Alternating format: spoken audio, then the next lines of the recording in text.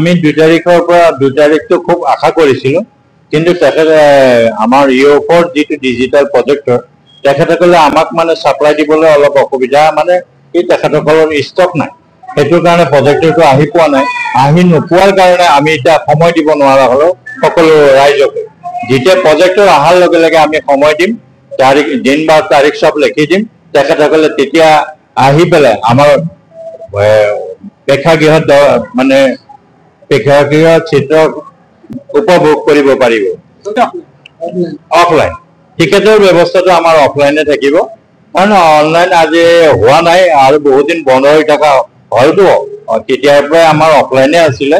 Online কৰিবলৈ গ'লে বহুতখিনি বস্তু যা যোগাৰ কৰিব লাগে, সেইখিনি আমাৰ নাছিল, নাই কাৰণে আমি এতিয়া অফলাইনতে চব টিকেট দিয়া যাব। টিকেটৰ মূল্য আমাৰ পপুলাৰ 100 টকা আৰু বেলকনি যাব 150 টকা। 4টা প্ৰদৰ্শনী দিম বুলি আমি আশা ৰাখিছোঁ ৰাইজৰ বাবে, যে 11টা বজাত, 2টা বজাত, 5টা বজাত আৰু ৰাতি 8টা বজাত।